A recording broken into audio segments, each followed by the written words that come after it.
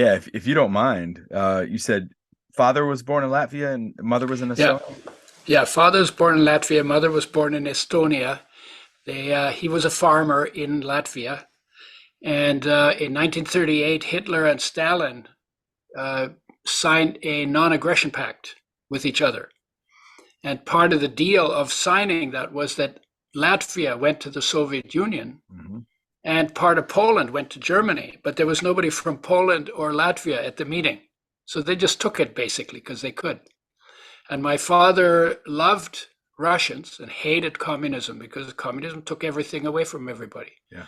And so he left Latvia because they were going to come and they were going to take his farm away. So he got given a farm in Poland. And he ended up, I was born on a stolen farm. The farmer who owned the farm was his farmhand in Poland. Wow. And so that was a little bit of tense. So they said, listen, this is a farm. Let's run the farm the best we can. And this is a crazy war that we're in.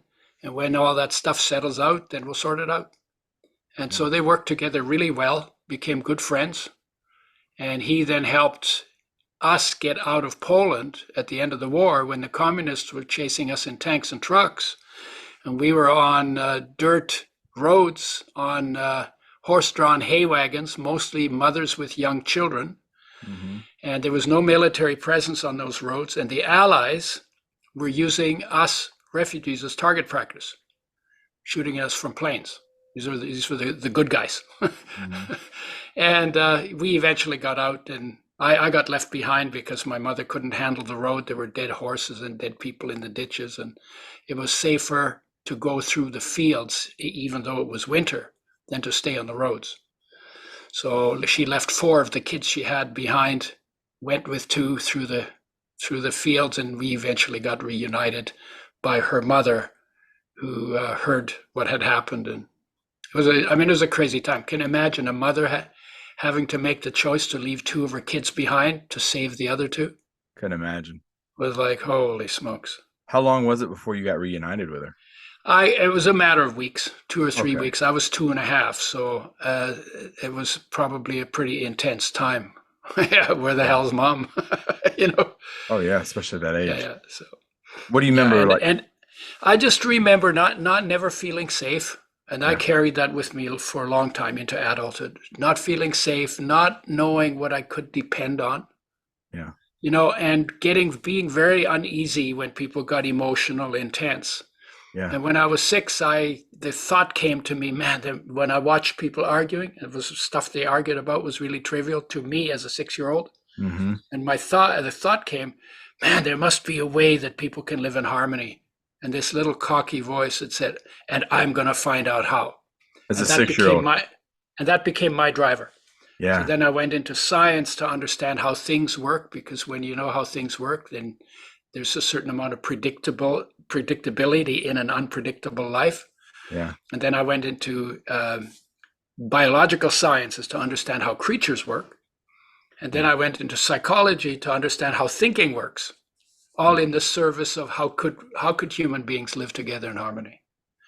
And then I got into medicine, but that was just about disease. So I went back into biological sciences because you learn more about health in biological sciences than in medicine. Medicine's focused on disease, Hmm. but biological science is based on how things work in normal situations and how creatures work in normal situations. So I ended up in biochemistry and genetics. And then I got, my marriage fell apart and I got poisoned by pesticide. My marriage fell apart and I was really upset. So I took a job as a pesticide sprayer and I was really careless. And then after 3 years of doing that, I got poisoned. And that's when I began to use the background I had in biological sciences to understand how health works and to figure out how to basically reverse my the cancer I had to look forward to. So much to unpack just off Yeah, that there's a couple five of things minutes, there. right? If that, geez. Yeah, So post World War II, where did y'all yeah. live afterwards? We made it. We went west from Poland into Germany because we Okay. had German background. My father was a German prisoner of war in a he was in a prisoner of war camp run by the Red Cross in Alabama, and he picked peaches. This is what he told us. We're in Alabama. He didn't tell me, Okay. and I'm not sure that he knew Curious because now. his English was not that good. Yeah, yeah, yeah. And they went when he was taken prisoner in Normandy. He was a translator, so he wasn't a soldier as much as an interpreter. And then he got shipped to Alabama, but they went through Quebec. And Quebec, he saw the vegetation in Quebec. It was a lot like it was in Latvia. Hmm. And he came up with the idea came to him, if I survive this war, I'm going to Canada.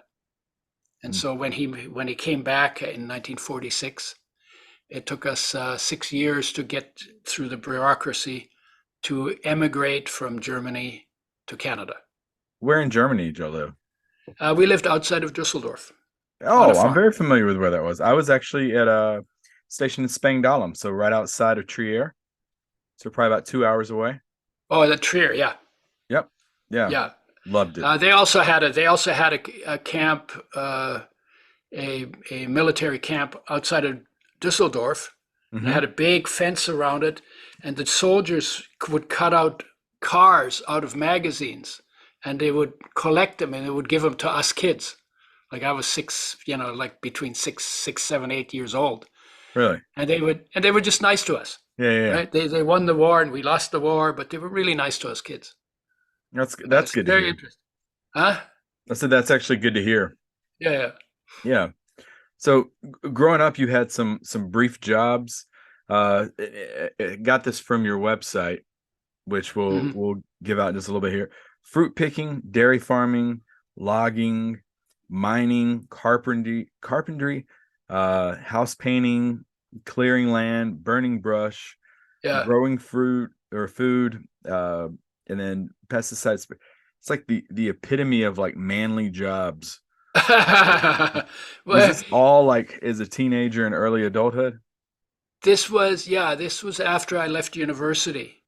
Um, and the idea was, I wasn't looking for a job so much as I wanted to know. And again, we talked about, I was trying to understand how people could live together in harmony. Yeah. And one of the parts of dealing with that, trying to figure it out, is it got in my head one day that, you know, I'd like to know what it feels like to be in the shoes of the people who are doing all these various jobs.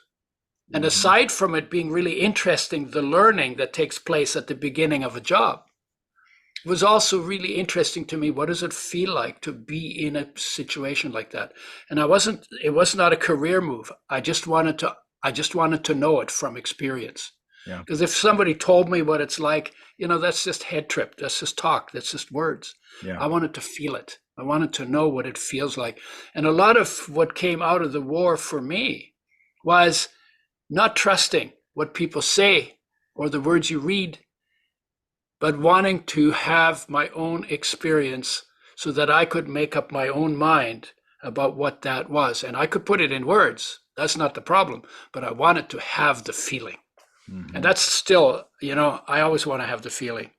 My question in religion was, what did Jesus feel that enabled him to do what he did and say what he did and heal like he did, and go through what he did? What did he feel like? Or you read poetry, you say, what did the poet feel that Yeah. inspired this poetry?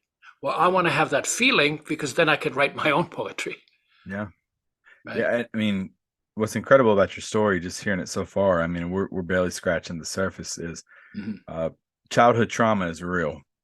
Oh, for Then sure. Oh, you for sure. mentioned it And with the there's, fear, but it seems like you at a very young age, without any sort of I mean, you mentioned 6 years old. It's like your mind, you just had naturally a curious mind. And but at 6 year olds, kids do. yeah, yeah, and Right, exactly. until parents come with their ideas and then they Start hammer it planning out of them. them. First they say you can be anything you want, and then You when you dream. become a teenager and you have some wild ideas, they say, hey, you got to be realistic, calm down. And Yeah. then they kind of, first they tell you dream, and then they say don't dream. Yeah. You know, And you never really calmed down. You kept dreaming and I kept never calmed down, and part of it yeah. was my mother had to leave me behind, so there was a certain amount of trust missing, Yeah, yeah. I would say. Not in any, I didn't work it out for myself, but I was a little standoffish. And Hmm. my father and I didn't get along for most of my life. And that came because when he first met me, I was 18 months old. He told me this Okay. shortly before he died. So he came on furlough from the war. He knew he had a kid, so he knew who I was. I had no clue who he was. So I was in the room, and he came into the room, and he swooped down and picked me up, and it scared the hell out of me. Hmm. It's who's this giant? Hasn't introduced himself. I don't Yeah. know who this is. Hasn't let me get used to him. So he's picking me up because I'm his kid.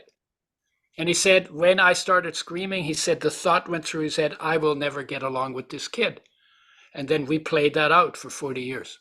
Wow. And I could never do anything right for him. So, and I never understood why I could never do anything to please him. And then eventually I gave up. And when he told me that, I was so grateful, because it's like, okay, now I understand why nothing was ever good enough, because he had this foregone conclusion that came from that one experience that he held on to. And it might have been subconscious for him as well, Yeah. right? But I was really grateful that he told me, because it just totally made me understand why we had such a difficult childhood. And of course, when I got a little older, I gave him back what I was getting, so I didn't make the I didn't make the relationship better either. Right. Which is Yeah, understandable. I mean, going through yeah, that. yeah.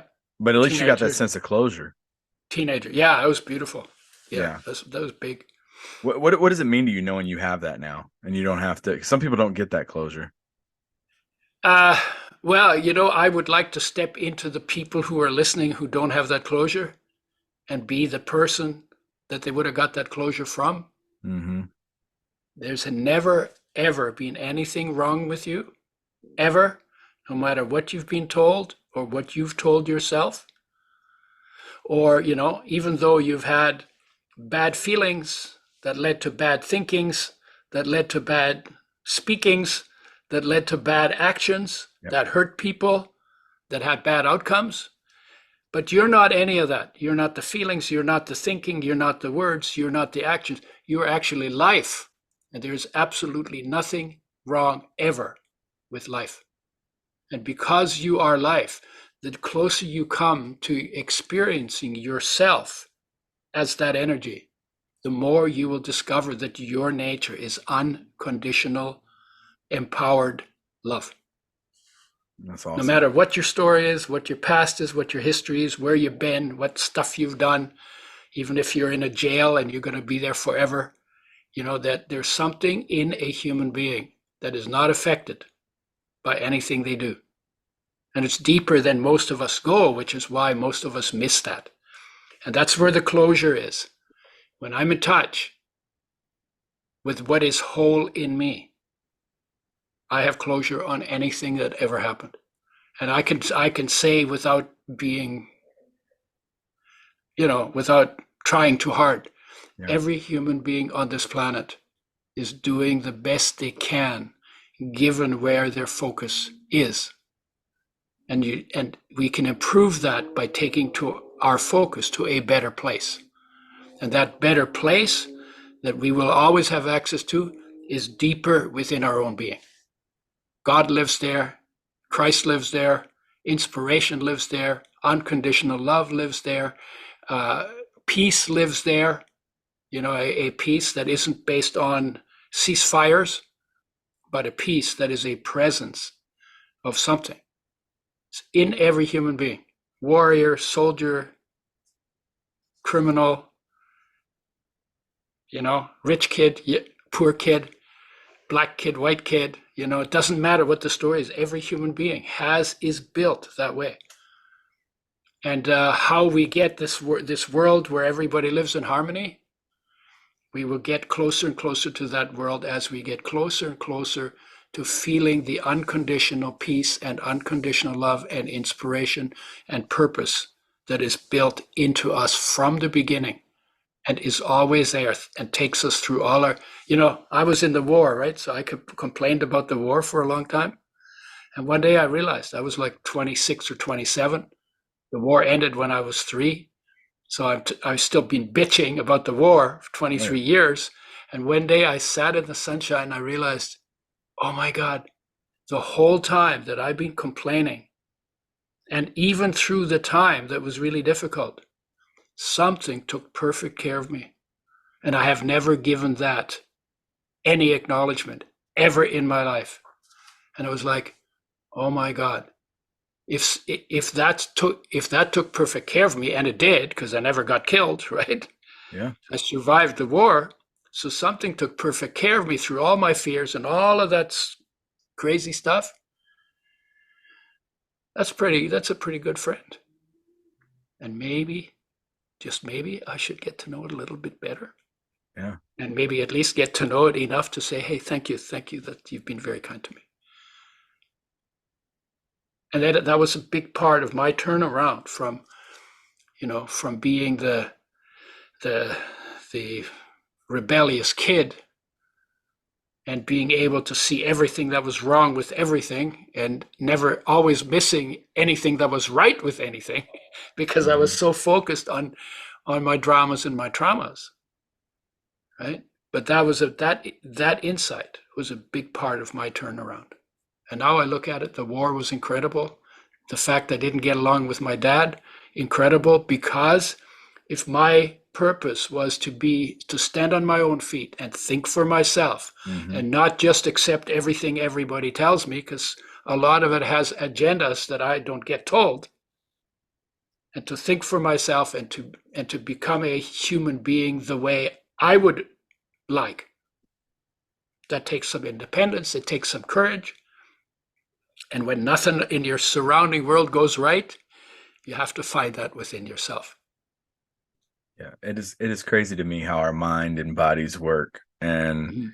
I don't think we take enough time to study those. We tend to write narratives and like you Yeah, said, we self-doubt and blaming yeah. ourselves and we'll live with that baggage in our carry-on for quite some time. But Well, um we live with it forever if we never some ever, do. Some and do. fundamentally, my recommendation is always take some time every day to sit down in a safe place and to see how quiet you can become. Mm, It's a stillness practice. See how still you can become. Sort of like when you played hide and seek as a kid yeah. and you didn't quite get well hidden. So then you had to sit really quiet and Yep. not breathe and not make sure you didn't break a little branch under your foot, or Yeah. so sit as incredibly quiet as you can and see how deep you can go into that stillness and see how long you can stay there. And then see and feel and hear what is in that stillness. Because in that stillness you will find everything. You will find the self that you were without all of those crazy ideas that other people put in your head and that you then continue to elaborate on in your own head, right? Yeah. There's a stillness in you that is as beautiful. It is so beautiful. It is so peaceful there. And if you have PTSD, that place never got affected. So you can walk from Mm. PTSD. You can walk to that deeper place and just be with your breathing and just breathe lightly and just slow it down a little and just feel it. I got super relaxed just listening to you say that. Yeah, yeah, I'm doing this on purpose. Yeah. Don't do All- don't do this if you're driving. yeah, all of our listeners, like fast forward ahead if you're driving. Don't slow down too Yeah, much. yeah, Um, yeah.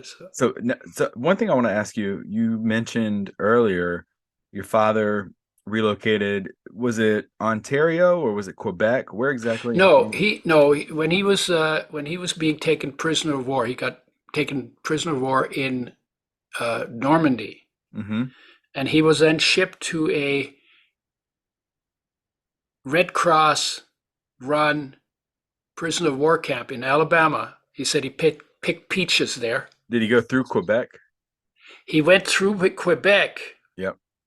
and he saw Quebec, and the vegetation in Quebec was like the vegetation in Latvia, where he came from, because it's a sort of similar latitude. And there's Gotcha. aspens and birches. He loved birch trees. Okay. And when he saw that, he said, "If I survive the war, we're gonna go. I'm going to go to Canada." You ended And up so he in went. Canada. Hmm? You ended up in Canada, correct? Yeah, but he went to British Columbia because we had people who sponsored us to make sure we don't become a burden on the government.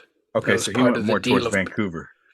Yeah, we came to the Okanagan, which is east of Vancouver, about 200 miles Okay. in a fruit growing valley. And then 1 year after that, he went 500 miles north, halfway up the province of British Columbia, and bought 112 acres for $960. It's a good deal. Yeah, and that was all just bushland. And then we cleared 40 acres by hand and by horse, and built the house. Did everything ourselves. No chainsaws, no tractors. It was all hand. He said character building, so that's why I'm such a character. So we lived there without electricity and without running water. We used to use an outhouse at 40 below. Needless to say, you don't spend a lot of time in the outhouse at 40 below. Yeah, well, and it says here in the 60s, you 60s seemed like an interesting time for you. It was Uh a wild, yeah. Part of my opening up was I went through genetics and biochemistry, and eventually I didn't know there was still something missing, and I was not finding it at university. So I left university and then I started traveling and just looking at other things. And of course, that was the time of psychedelics. yep. And one of the things that I did in the 1960s, I think it was 1964, which was pretty early. I was in science, and the people who were in arts, the students who were in the arts faculty, they were all experimenting with with various kinds of psychedelics. I was in science. I heard about it. I asked the guy, "What is it like to take LSD?" He said to me, he looked me in the eyes and he said, if you don't know, if you haven't taken it, I can't explain it to you. And if you have taken it, I don't need to explain it to you. I was like, well, that's an interesting way to describe describe an Yeah. experience. And so then I got some LSD, and I did a trip on 60 micrograms. It's like really tiny dose. And I had the most amazing experience. One of the big ones was that I was very studious and very serious because I was looking for something, that thing about how to live in harmony. So it was there. I was always, it just always, I thought if I learned enough, then I'd be happy. It's not how it works, but that's what I thought. And then when I was having this experience, I started laughing and laughing and laughing. I was rolling on the floor, laughing, crying at the same time, laughing to Mozart music. I Okay, mean, it's got a little eh, Clockwork Orange tone to it. yeah, maybe like a little bit like that. And the thought that came to me and struck me as so funny was that everything that I was so studiously looking for outside was actually all within me. Hmm. What I was looking for was myself. Because when we're in our mother's womb, we're actually we're inside the space that our body occupies because there's no place to go and Yeah. there's nothing to do and everything's taken care of. It's pretty safe, right? So we're just hanging out. We're in deep meditation, you could say. Our body is growing, and our focus is inside, present, outside, absent. We don't even know we have a mother, Yeah. right? So then we get born, and our awareness, the focus is drawn out into the world to change because we have to assess it. That's for survival, Yeah. right? Every time something changes, oh, what's that? Is that friend? Is that foe? Or is that irrelevant? Mm-hmm. And we get really good. So then we live outside present, inside absent. And Mm. guess what happens when we become inside absent? Heartache. We feel heartache. Whenever somebody feels heartache, whether it's because somebody dumped them or somebody died or somebody didn't keep a promise or they're just restless or they feel empty, it's because their focus is outside. And the heartache is calling them to come home back to themselves inside, Mm, back to the state that they were in when they were in the mother's womb. And that's the state where people try to go to when they're doing meditation. Because we never got empty. You know, when you feel empty, you're not empty. It's just your focus is not where your fullness lives. You need to bring the focus back. That's the whole point of every stillness practice, every meditation, every practice that wants to get you back in touch with life, with Christ, with God, with Buddha, with whatever it is that is your power word of yeah. experience. That heartache is your call back home because that experience exists within you. Buddha exists within every human being. Lord Ram exists within every human being. Krishna exists within every human being. Christ is life. Life is the energy that keeps you alive inside of you, already running the show. And will run the show whether you pay attention or not. That's called unconditional love, right? Yeah. But if you actually experience it, then you have the unbelievably most rich, most amazing, most beautiful, most awesome, most rich, fulfilled life. So the riches, all the rich we're looking for on the outside is all on the inside. You already have it.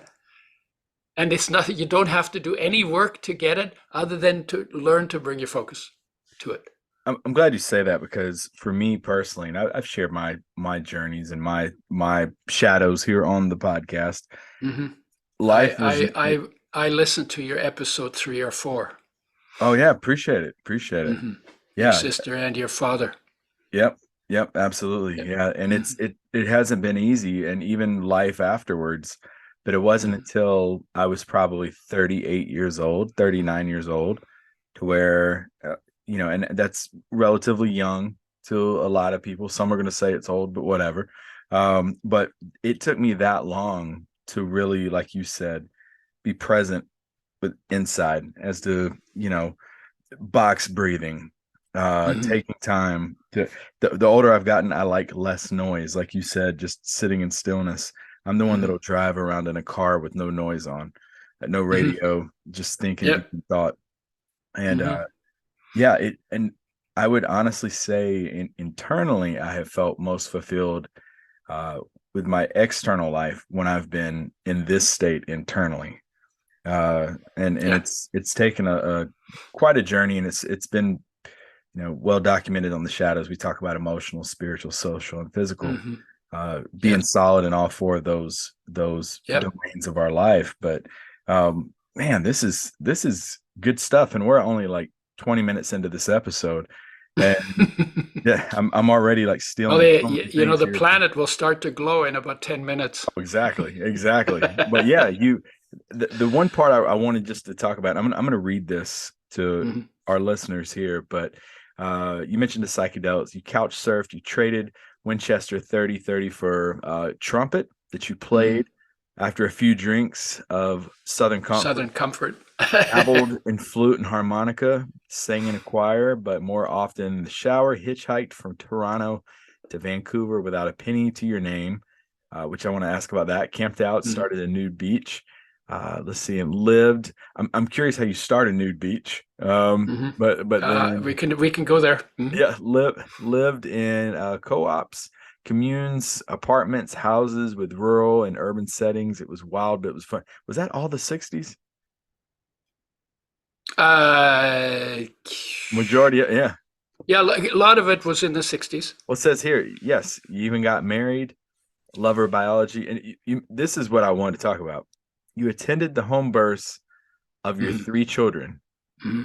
and even though you meant your wife did all the work, you had some small contributions, but it was to catch them, tie and cut their cords, and return them to the rightful owner, their mom. Where to start with this? That's a lot. That's a lifetime for most people. But let's talk about the first one, the hitchhiking from Toronto to Vancouver. Without, Right. I've heard Canadians are like the nicest people on the face of the earth, but Yeah, hitchhiking, until you piss them off. Quebec, But I that's had true some for run-ins. Americans. But that's true for Americans too.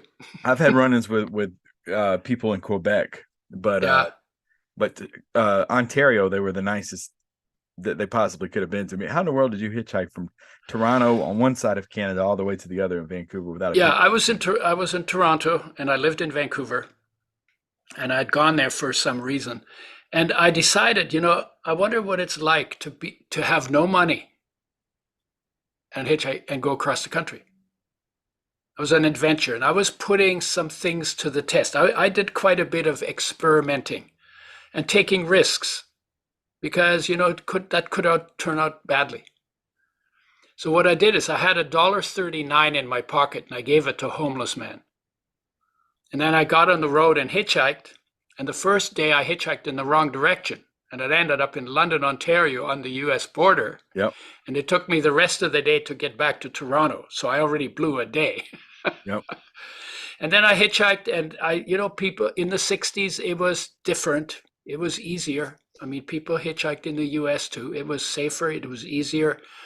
It was a good time in history to be doing experiments. And I got picked up and people fed me and I didn't whine about not having anything to eat or anything. We just were talking, we're having conversations like you and I Yeah. are having. Some of them were quite inspiring because one of the things we learned when we hitchhiked around is you would meet people and you would only ever see them that one time. And so we got into the thing of what can we share that would be most valuable Mm. in this time that we have that we'll never have again. And so I had those kinds of conversations. And then eventually I got picked up by a gay man who got a hotel room, but he actually wanted to sleep with me, but he didn't tell me that. So we had a somewhat uncomfortable conversation. Yeah, that could go awkward. I could see. Yeah, yeah. And then he left in the morning. He left. I was still sleeping. He got dressed and left me in the room. And so I came out of the room, and then I was really hungry. And I walked down the road, and I saw a brown paper bag on the middle of the road, right on this white stripe on the road. And what's a bag doing in the middle of the road? I went and picked up the bag, and there were 2 donuts in that bag, and they were still warm.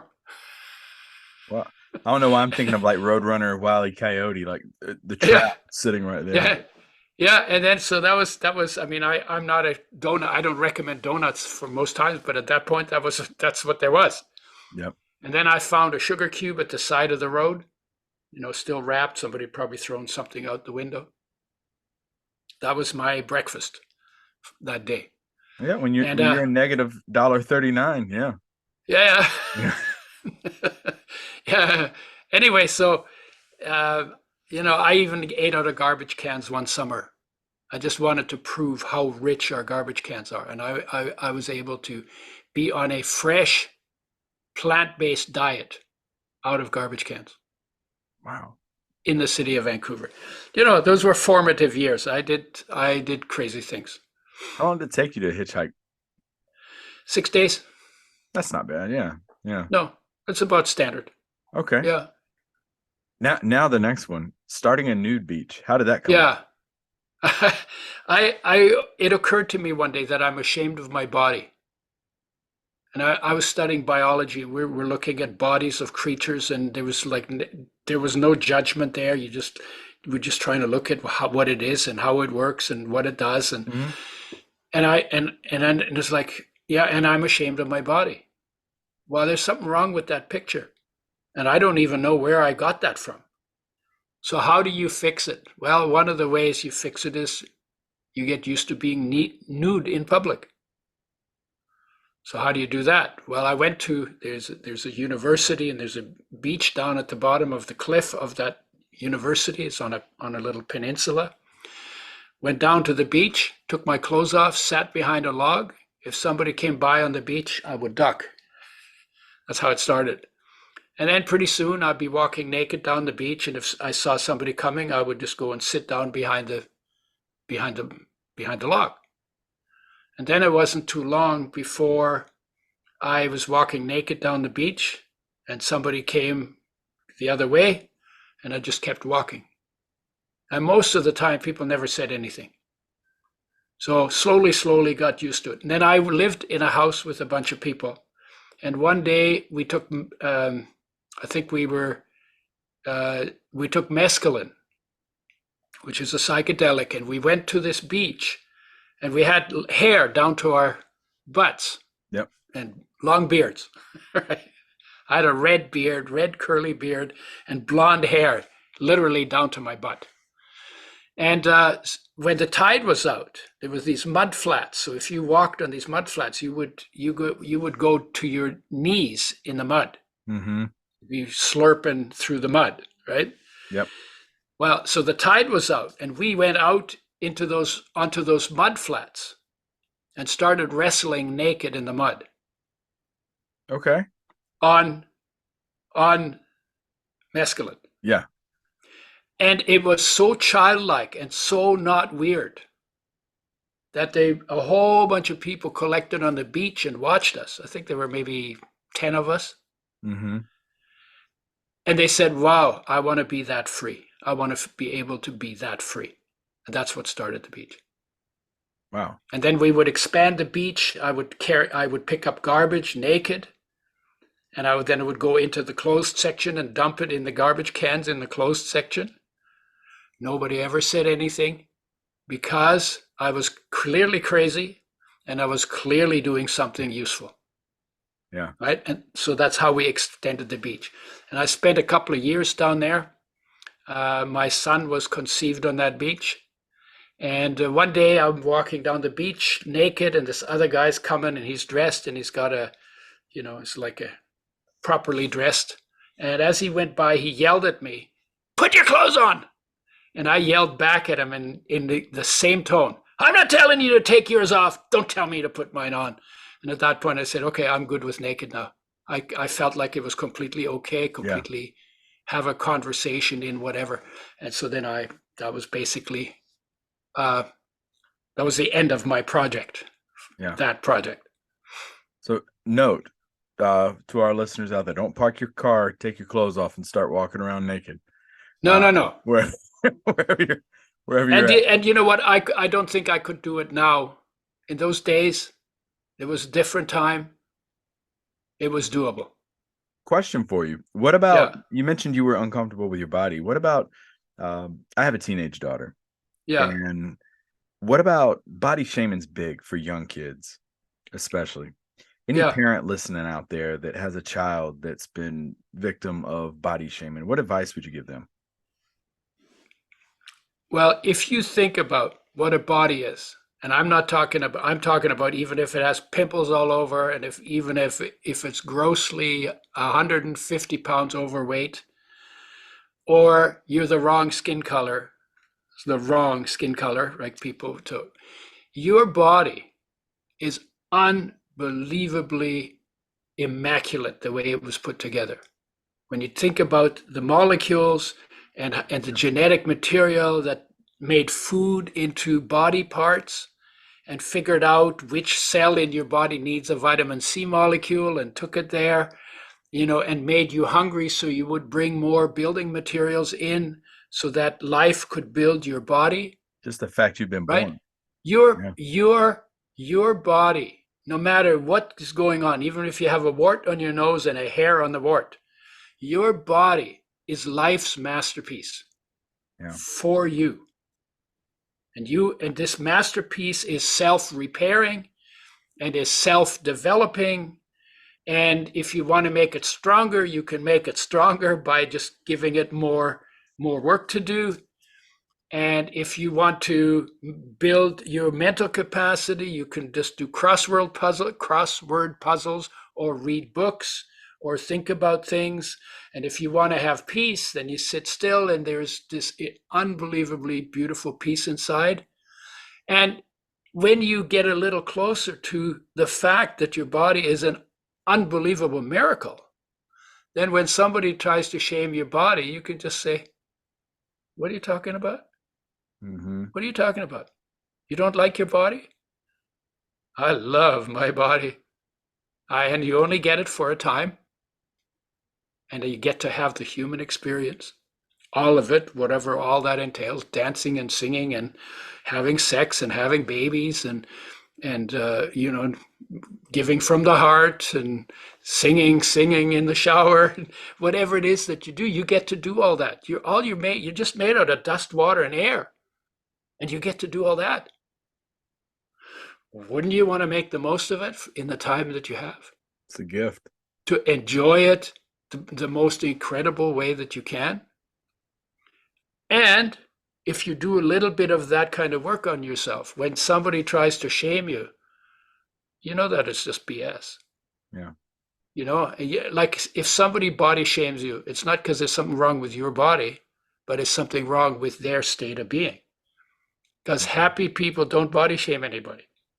Unhappy people will.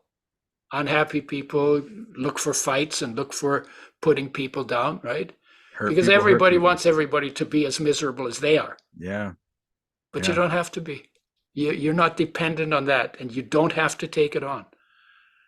It's not you. That's not you. Whatever somebody says you are supposed to be, that's not you. Yep. And the more you discover about how amazing your body is and how amazing you are as a human being, the less other people can talk you in and out of things. Yeah. And Yeah. for the parents, I would say model for your parents the stillness practice where you discover your beauty. Model that for them. It's a very, very important thing to model for your children in a world where lots of people have agendas that work for them, but at your expense. Yeah. And the more present you are in the space your body occupies, the better, the easier it'll be for your children also to do that. And the more all of us are in that space more, the more we will be able to live together in harmony, and the more we'll be able to ignore the silliness, the silly games people play when they're unhappy. Yeah. This this is like parenting. This is self-care. This Yeah. episode is just loaded here. And then we're getting into we're making our way over to You the made it. You made a list of all my sins, eh? no, this is an incredible journey. Before we jump into the 80s Mm-hmm. and everything that happened with the pesticides, talk to us about delivering 3 kids, home Okay. births. How in the world was that? Well, I studied biology, and it didn't seem to me like, talk about again, my father and I didn't get along so well. I had Yep. to think for myself. I studied biology, and I said, why is why why is pregnancy a disease?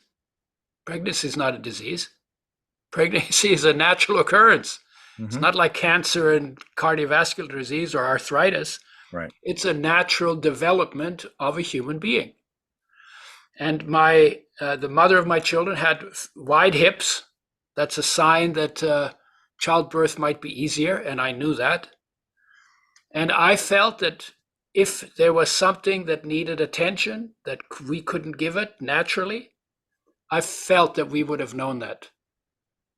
And so we just basically, the son was born in a tent. I cut the cord with an axe.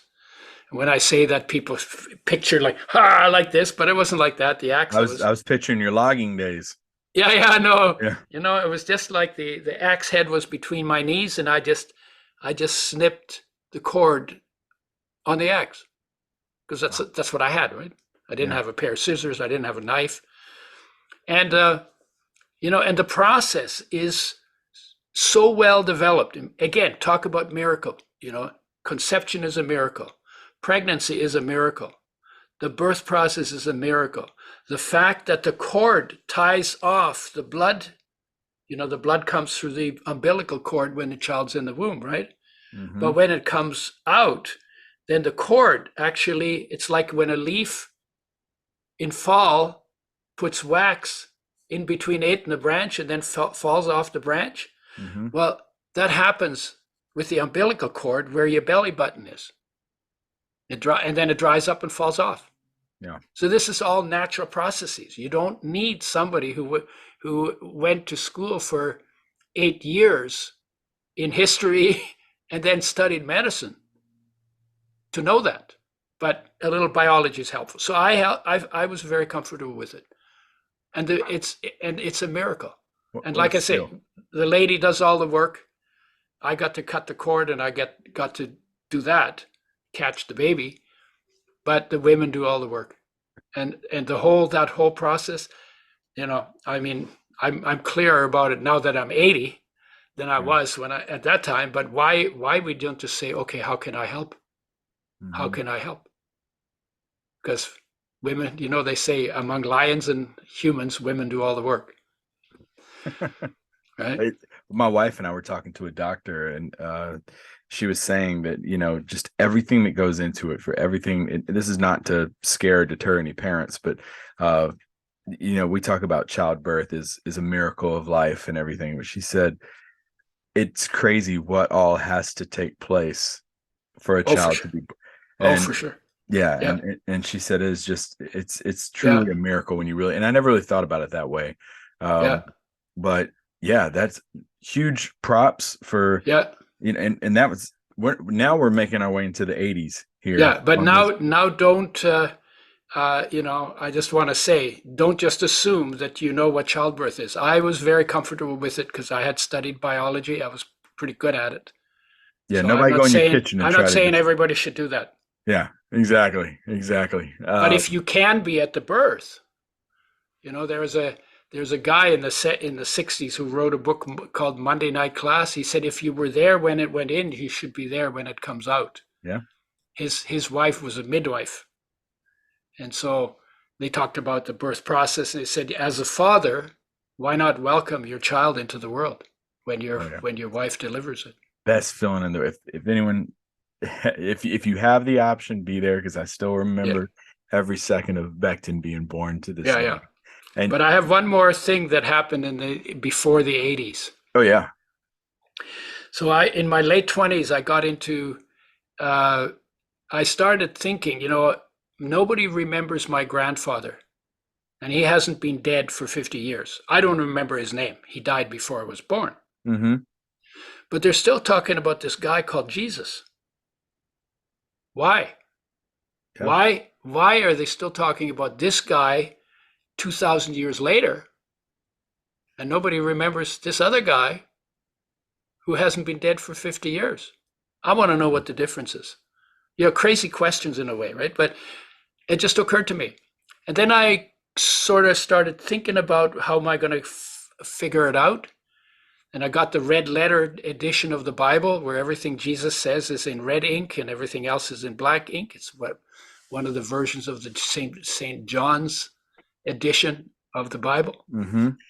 And when I started reading it, there was some poetry there. I said, "Wow, what did these people experience that made them write what they wrote?" Because it's inspiring, it's uplifting, it's enthusiastic, it's poetic. And I said, I want to know what the feeling was.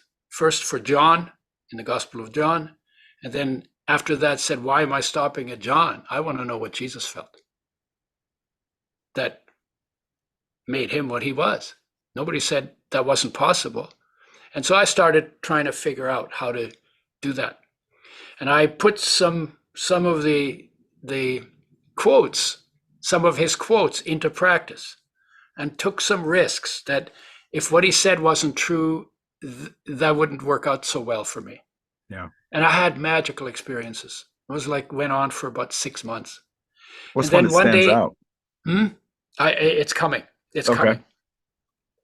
And then one day I heard about these people who came up the coast from California that called themselves the Jesus People's Army. And I should have, I think about it now, I think I should have been warned by the word army, because army was not a really good term in my life experience because I came out of the war, right? Mm-hmm. But I missed the cue. So they came up and they said, "Oh, they ran a coffee house and they invited people to come to the coffee house." And so I thought, well, I guess these are people who are trying to figure it out just like I am. We're all going to get together. We're all going to tell our stories of what we've learned and the experiences we've had. And we're all going to walk out of there enriched and keep going on this journey that we're on. So that's what I thought it was, right? So I Yeah. went to the coffee house. I sat down at the table, and this guy swooped into the chair next to me. And I didn't introduce myself. I just looked him in the eyes and I said, "It must be possible to see God and live." Because when I was a kid, we were told if you see God, you die. Hmm. But there were people in the Old Testament who saw God and lived. So, and then it was like, well, wait a minute. This is supposed to be my father. He's supposed to love me unconditionally. He created me. He does everything for me. And then if I see him, he kills me. And it's like, that doesn't sound right. Well, so I said that to him, it must be possible to see God and live. Well, he jumped out of the chair and his arms were flailing around and he was yelling at the top of his lungs, "You're from the devil! You're from the Antichrist! Get out!" So I go slinking out of there and I'm standing on the sidewalk in the dark and I say, "Well, I haven't seen God. And maybe I'm asking a question I shouldn't be asking because we were also told that there are some questions you shouldn't ask." Yeah. And then what I used to do whenever things got really crazy in the city, I used to go out into nature, clear my head. So I went out to nature, west coast of Vancouver Island. It's a beach that's completely deserted. It was at that time. Logs on the beach, and somebody had draped plastic over these logs and made a little dwelling. And I decided that's where I'm going to stay the weekend. And so I got into the place and I fell asleep. And in the middle of the night, I woke bolt upright from dead asleep. And there was this being made of light right there. No label on it, just made of light. Couldn't tell if it was male or female. Couldn't tell if it was old or young, but human being made of light, very bright, embodied a message, but didn't say anything. So I could put words to the message that it embodied, and the words were, "I am come not to judge, but to love. I am come not to judge, but to love." And all that confusion and desperation that I felt after being so harshly judged by Right. this guy, Kicked out of the coffee house. yeah, disappeared, instantly dissolved. I have never had a question what was the central message of that master, Christ, or any of the other masters. They all said in one way or another, "I am come not to judge, but to love." Oh. And then I started thinking about, well, who was this? Was this Jesus, or was this my spirit? Was this life? Because there wasn't a label there. And it turns out they're all the same. The message of the masters to humanity, "I am come not to judge, but to love." And the message of life, which is the master in your body, to every one of your 60 trillion cells, "I am come not to judge, but to love." Life loves your body unconditional, and life and Christ and Buddha and Krishna, they're all synonyms. Yeah. And that I think that one experience reset my entire life, Wow. changed my identity, and kind of created the track that I've been on ever since. And then I started, and I've learned from that one experience. I still learn from it because the implications of that experience and that message are super profound. Yeah. Wow. What So, did you ever figure out what happened with the army? no, needless to say, I didn't go back. Yeah, had a little Heaven's Gate, Waco feel of come join us. It was like that. They were born again. They were very fundamentalist Christians. Yeah. And there's groups like that around. Yeah. Okay. and I think their coffee house was not about let's all share share the stories of our search and of our experiences. They were coming to enroll people Mm-hmm. in something that is cut and dried. Yeah. And that's not, your relationship with your creator is supposed to be a live one, Yeah. not memorize a bunch of stuff, and then every time something comes up, you just parrot out the stuff. Well, I think that's what David Koresh was really known for too, is he knew the Bible so well Hmm. that he could just spit it back verbatim and expand upon things to where people were like, no one possibly knows it this well. Yeah. You must be a disciple. I mean, it's Yeah. crazy. Can I make a Absolutely. suggestion here? Yeah. So Koresh, I think, was a guy who had some experiences, like genuine experiences Yeah. from interest for whatever, however that happened. Mm-hmm. But we used to have schizophrenics that would stand on the side of a block, on the corner of a block, and yell, on a box and yell, "I am Jesus Christ! I am Jesus Christ!" We have one at Target Okay, and here. Yeah. so if you listen to the tone in which they say it, they're saying, "I'm Jesus Christ," but the tone says, "And you're not." Mm-hmm. Now, if this guy understood that what he's saying sort of can be true, sort of. If he said, "I am Jesus Christ, and so is everybody else," that would be different. See, but he was doing "I'm better than you are," Yeah. and I think Koresh got caught up in that, and then he Yeah. collected followers, and then he became their leader. But Mm-hmm. that kind of leadership, and we have it in our governments too, it's an archaic kind of leadership that is meant only for projects or crisis situations, not 24/7, The 365. lifestyle. Yeah. Because the leader is life, and the master is life, and the CEO is life, and the benevolent dictator is life inside of every human being, 8 billion people. If 8 billion people were in touch with that leader inside of them, we would all be following the same leader, and that leader would be giving us our instructions for how to navigate the trench that we live in Yeah. perfectly, because life never steers you wrong. But we have a guy in Ottawa, and he wants to tell everybody what they should do in their bedroom, or what they should do in their kitchen, or when and where and whose injections they should take, Mm. right? And but he doesn't even know enough to keep. Yeah. You can't even really run your own family. Why? Because your wife's master lives inside of her, your master lives inside of you, same master, but different body. Every child has the master living in them. And the more we encourage the people to ask their questions about how to live life inside to the master that is living it, the better our social situations will turn out. Because then we're not, because if we have a leadership where I think I got to tell you how you should live your life, and then they give me a hammer, because if you don't live your life the way I want you to hit it, then I get to hit you on the kneecap, right? That's not the way you build a social system of harmony. Make Yeah. sense? Yeah, absolutely. Yeah.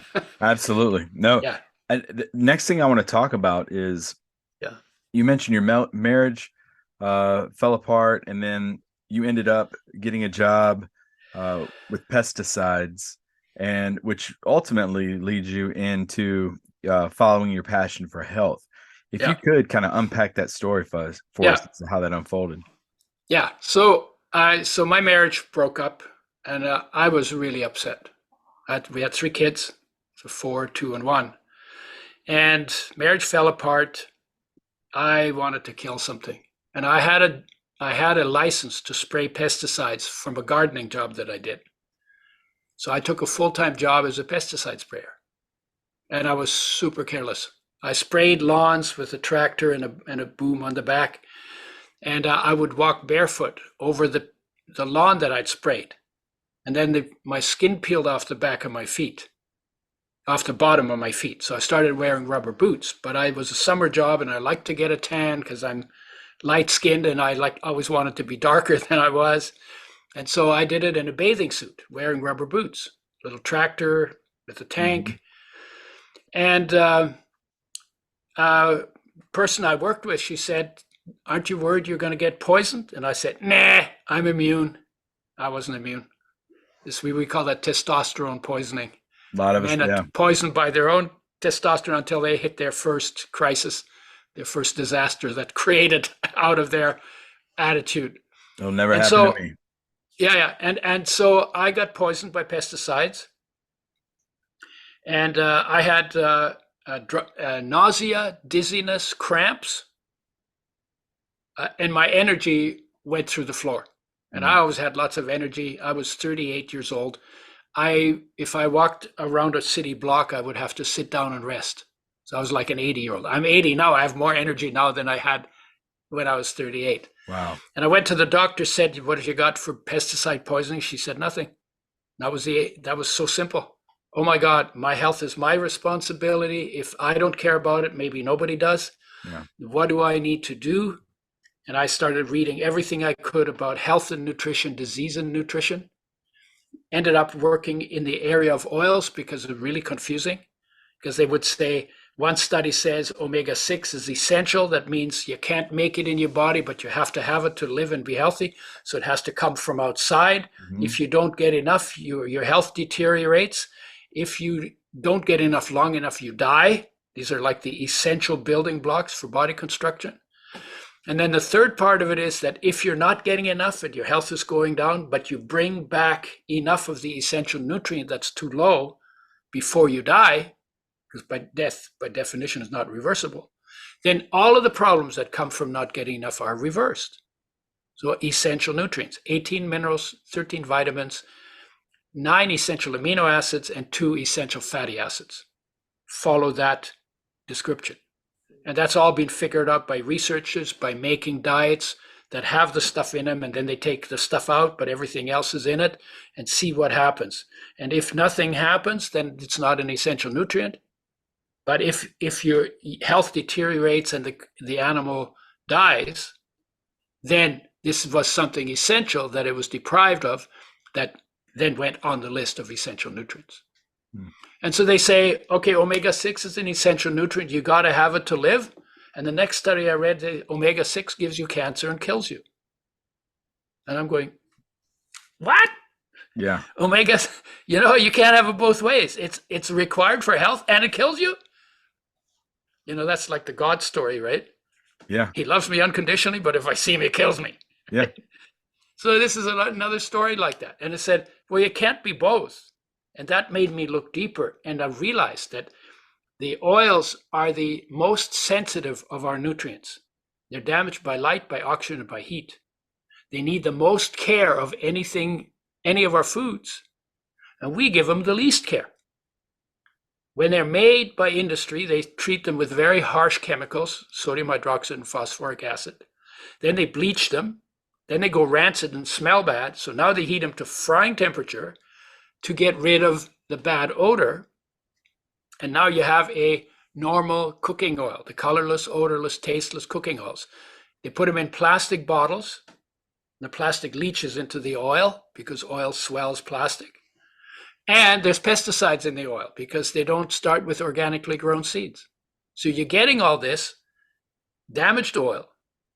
And in the process of making it, about 1%, half to 1% of the oil molecules are damaged. And so then it's like, oh, well, that's not much. And that's what the guy, I talked to the industry. He said, well, it's only 99%. And hey, if you got 99% on an exam, you'd be damn happy, wouldn't you? Yeah. I used to get 100% in genetics, so I wasn't impressed with it. And I got 99.5% on my pesticide spraying exam. So I wasn't impressed with his 99, but I thought, well, 1%, maybe I'm just overreacting. So then I said, okay, let me do the math. So if you have a tablespoon of an oil that is 1% damaged by the processing, how many damaged molecules do you think would be in that tablespoon? Just give me a guess. Uh, we'll go with 100. 100. Okay. Yep. So 100's got 2 zeros, right? Yep. You need to add 17 zeros to your number and a 6 in front of it. Okay. So you That's a underestimated little that off. Yeah. by quadrillion times. And why is that? It's because molecules are really, really small. Yeah. Yeah. So there's a lot of molecules fit into a tablespoon. But when I ask this question, when I talk to people, they're always at least a billion times too low, their estimates. So what does that mean? It means that when you're using those oils, you're getting a billion times more damage than you think you're getting. Hmm. Hmm. And there's research that shows, no, and that's before you fry the oil, right? Because when you fry the oil, you damage it with light, oxygen, heat all at the same time. Frying is the most health-destroying habit that we have ever invented in all the time that we've been on this planet. It is absolutely a disaster from a health perspective. And nature's mandate for creatures is fresh, whole, raw, organic. That's the standard for every creature except us. Every step we take away from that standard will eventually cost us something in the body not working properly. Because it was made and the genetic program was made, and life does that job best the closer we live in line with nature and with our nature. So I found that out. I said, oh my God, I can't get healthy on oils like that. We should make them with health in mind. So I developed a method for making oils with health in mind, where the seeds and nuts, whatever we're using as to get the oil out of, Yeah. are protected from light, from oxygen, and from heat through the pressing, the filtering, the settling, the filling. They go in brown glass bottles. We put a box around the bottle. We keep it refrigerated. We start with organically grown seeds, and we make sure that omega-3 and 6, the two essential fatty acids, are in the right ratio. And then it's refrigerated in the factory, it's refrigerated in the stores. If it's more than 2 weeks in transit, we ship it refrigerated. At home, you refrigerate it. You never, ever, ever, ever use oils made with health in mind for frying, because you wreck them when you do that. So you go back to cooking in water, and you put oil on the food after it comes off the heat source, because oils enhance flavors. That's why we like oils in foods. And they improve the absorption of oil-soluble nutrients, which are some of the most healthy nutrients in all of our foods. And so you take about two to 4 tablespoons a day, and you stop using the damaged, colorless, odorless, tasteless oils that everybody's using, because they're all damaged the same way, and they all have pesticides in them, unless it says organic, and unless it says unrefined. But there's so much wrong with that industry. And the processing, why omega-6s are essential and then they give you cancer? It's because the processing damage done to the oils. Yeah. And now there are people saying you shouldn't use any oils. No, you should use oils made with health in mind.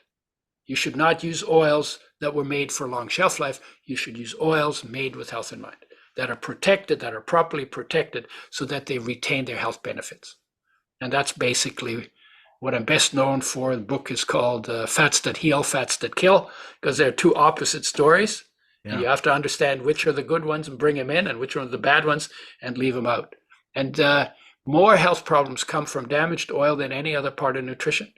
More health benefits come from the oil change that your body needs than any other change you make in nutrition.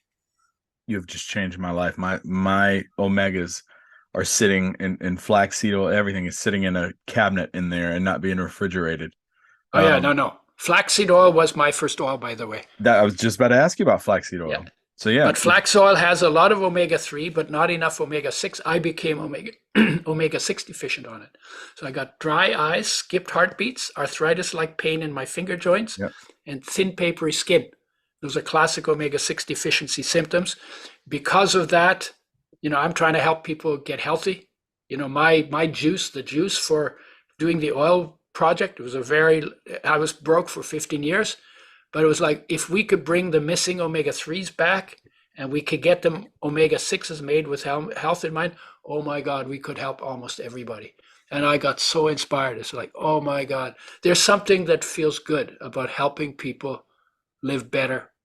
It just feels good in the heart. And that's what drove that whole project. I didn't have any business background. Did I read that correct? You developed the first ever flaxseed oil? Yeah, that was my first oil. I developed a method for making oils with health in mind, and Yeah. then flax oil was the first oil. And then What several other people copied it, and I was going to ask you the benefits for someone out there you mentioned omegas, but the yeah, flaxseed oil benefits from yeah. Benefit from omega-3 because they're 99% of the population doesn't get enough. it. Hmm.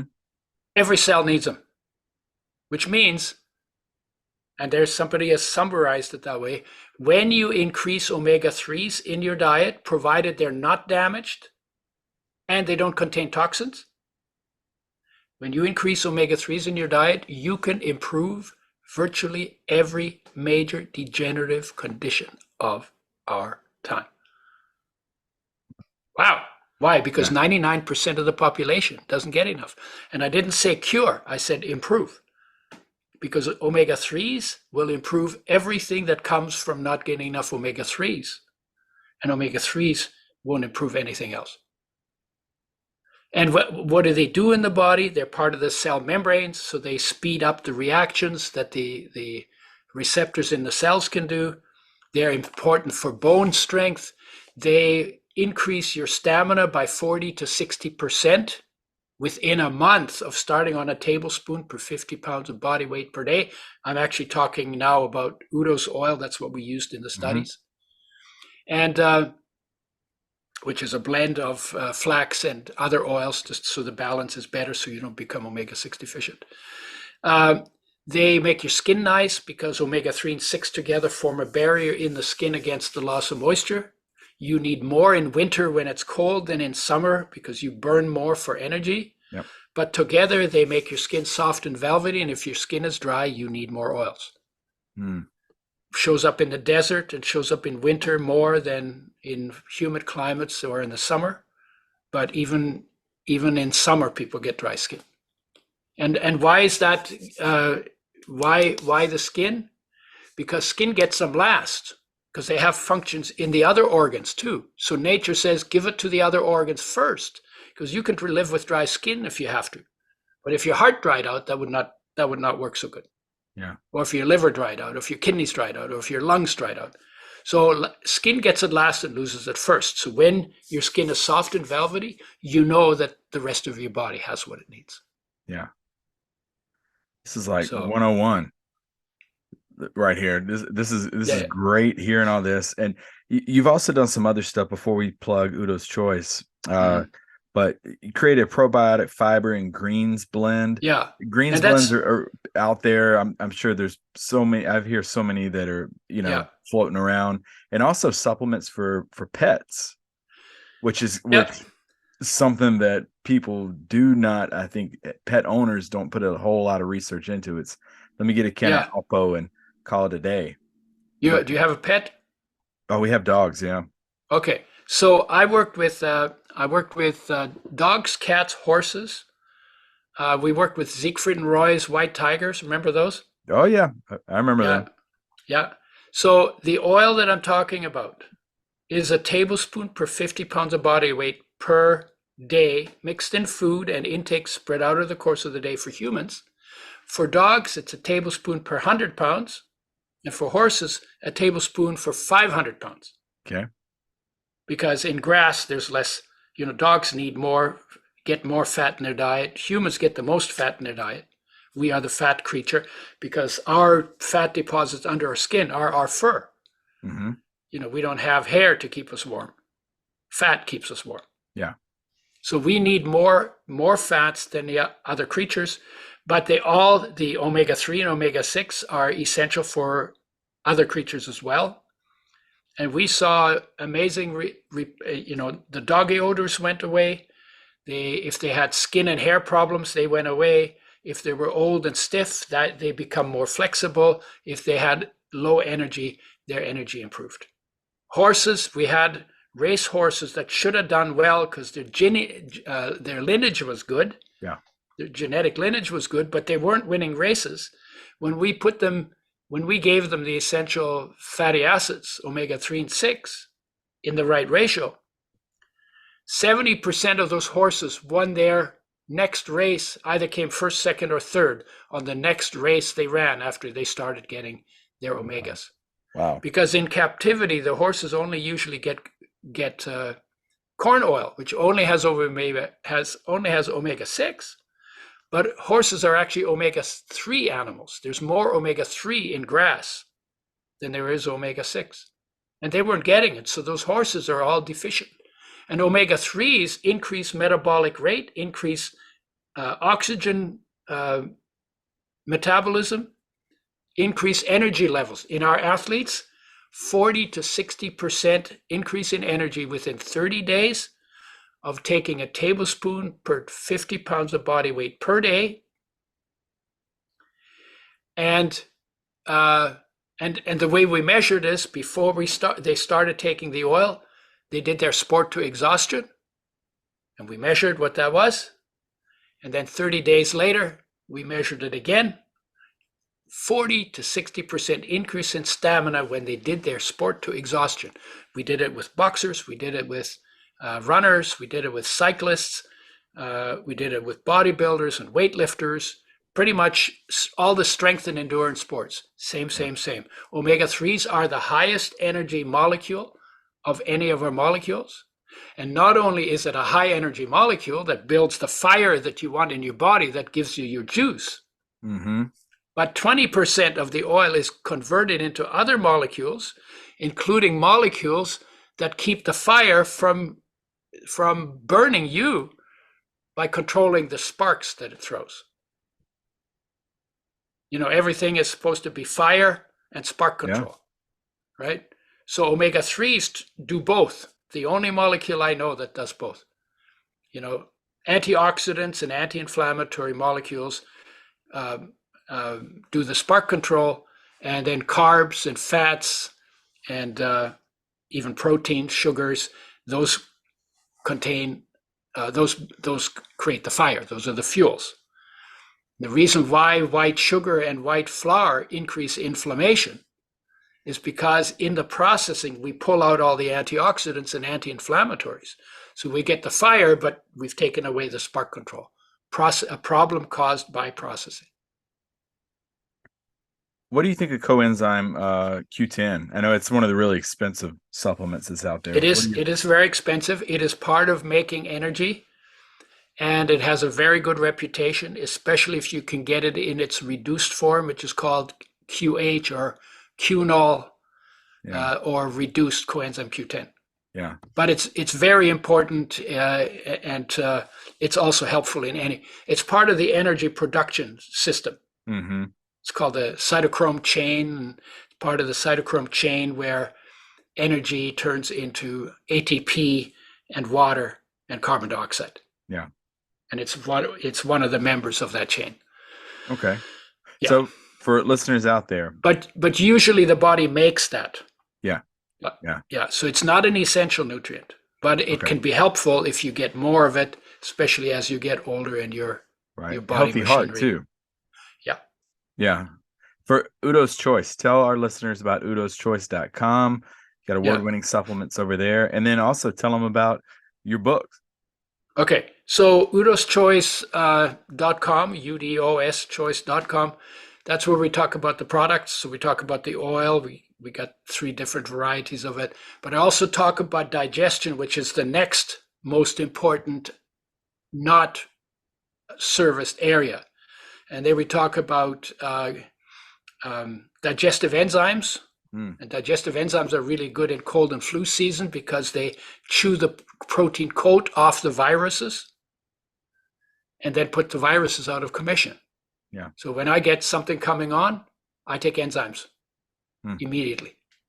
It does a really good job because if they can't get into the cells, they can't make 200 copies of themselves and then look for 200 cells, more cells to infect. So we're picking them off before they even get in, Yeah. which is the smartest way to do it. And then we also takes a load off the digestive system, which frees the immune system for its other jobs. Because if digestion isn't working, your immune system has to get involved in digestion, and you then make it weaker to do its other jobs. And then we work with probiotics, which are friendly bacteria that keep unfriendly bacteria from wreaking havoc in your gut. And then we talk about greens. Greens are the foundation of everything. Even the steak that you eat is made out of grass. So I like to say to people sometimes, your steak is just a more concentrated form of vegetable. Of course, the plant-based people sometimes don't like it, but That was my dinner I, tonight. I'm just making a point, right? Yeah. And that's we talk about that, and then we talk about where some of the distributors are in other countries. We're in about 40 countries, and that's that's the Udo's Choice website. I have another one where I talk more about the heart stuff and the human nature stuff, and that one's called Udo, theudo.com, theudo.com. And if you want to look me up anywhere, just punch in Udo, UDO. There are not a lot of Udos on this planet, so mine will come up very quickly in that. There's a singer that'll come up, but I think I have more prominence as Udo on Google than anybody else. Yeah, we're gonna have the links in the episode Yeah, description. I Before have we a I have a, I have a YouTube channel, and I'm on Facebook, and I'm on oh, you're definitely out Instagram. there. Yeah, Yeah, I've been out there for 40. I've been I'm out there, but I'm yeah, also out there. yeah. I Out mean, in the Google world. yeah, One thing I want to ask you, but I almost forgot to ask you this before uh winding up this episode. Talk to us about the importance of gut health. gut health. Well, you know, uh, I heard somebody just yesterday saying the Mm-hmm. brain is the most important organ in the body. No, it's not. It's not. Your gut is the most important organ in your body. And why is that? Let me give you an example. There's a jellyfish. It's 250 million years old. Okay. It doesn't have a brain at all, but has a really good digestive system. And why is Okay. it the hardest working? Because every day, you're throwing stuff in there, right? Once it's a chicken, and then it's a rabbit, and then it's a cow, and then it's a horse, whatever it is you eat. And then it's broccoli, and it's cabbage, and it's potatoes, and it's oils, and you throw all of that in. It's all stuff that's made by other creatures. Mm-hmm. And then you have to break down those creatures into their basic building blocks, which are the same for all creatures. So chicken have the same amino acids they need and the same fatty acids they need, the same kind, and the same amino acids they need, and the same minerals and vitamins they need. So what you're doing is you're breaking down a creature into its building blocks. And you have to do that really well, because if you absorbed another creature's protein into your body, you would get an allergy or an immune reaction, or you could even get anaphylactic shock. So this has to be done very, very precisely. And it requires, first of all, we should have been eating raw foods. And in raw foods, enzymes do about, on average, 60% of the digestion for you if you chew your foods properly. It would be covered with probiotics because they govern the bugs in your digestive tract, right? But when we cook the foods, we destroy the enzyme, we kill the probiotics, so they need to be replaced. Mm-hmm. So if you want to fix digestion, you do it with using digestive enzymes, especially when you eat cooked foods or processed foods, probiotics to replace the friendly bacteria. Then there is fiber Fiber makes everything work better and has antioxidant properties, and it's good food for the friendly bacteria. And then the last one is bitters. Bitters are herbs that are bitter that improve both a digestive and liver function. If you got those four things in place, then most of what problems you have in your digestive tract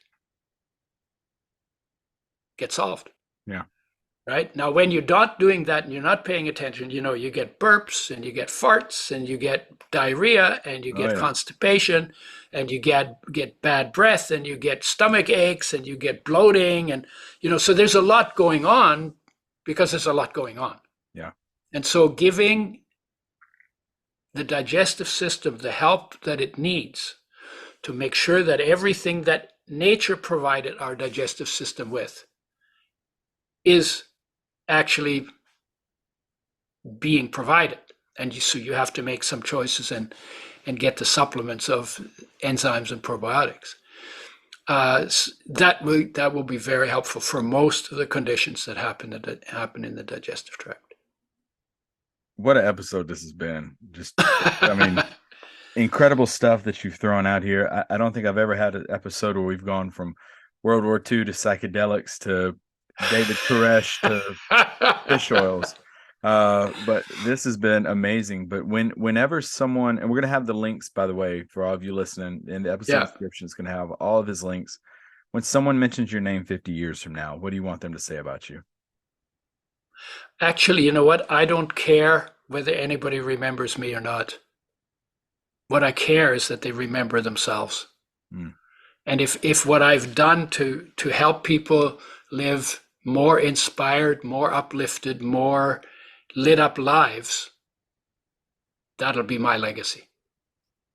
Same light, my body's going to be dust, water, and air. My body's not going to care.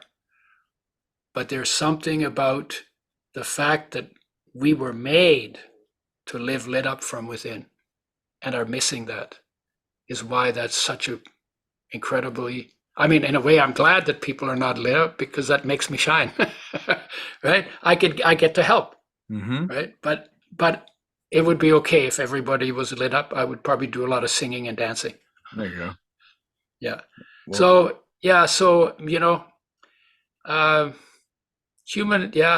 Nature and human nature, this planet is extraordinary, and what's on it is extraordinary. And of all the things that are on it that are extraordinary, we're the ones who screw it up the most. Yeah. And we could actually be unscrewing it up the most, but that requires us to get fired up inside. Yeah. And that's always my hope. That's my hope for myself, and that's my hope for you, and that's my hope for the people who are listening and watching. And that's my hope for humanity, because the chickens don't need help and the wolves don't need help. There's something that needs to be transformed within us. Yeah. Well, that's a good way of kind of bringing it full circle to what we talked about earlier about it. Yeah. And by the way, if you ever want to go deeper into any of those topics, I'm happy to come back. And oh yeah, you really sparked something when we got into the health piece here. So yeah. I have a Tabor's dictionary laying around somewhere with a background in anatomy and physiology. So I'd love to sit here and talk more about this. Yeah, let's do it. Yeah, absolutely. Yeah. Definitely welcome back, folks. This has been a phenomenal episode. I mean, we went full circle from, talking about being present inside to those final comments there. Check them out, udoschoice.com. Have everything in the episode description. And make sure also that you subscribe to the Shadows Podcast on whatever your favorite podcast platform is. And if you really like what we're doing here, we do have some phenomenal guests lined up. Alongside Udo, we've got incredible guests for our Rebound episode, our veteran series coming up. Really, really good stuff. Head over to either Spotify, Apple Podcast, or theshadowspodcast.com. Leave us a 5-star review. Let us know you like what we're doing. And trust me, those reviews help us get the word out there to other people, and all these positive messages spread, just as the great philosopher Marky Mark said, spread positive vibes to each other. So that's exactly what we're trying to do here at the Shadows. And we'll see you next week with another episode of the Shadows Podcast.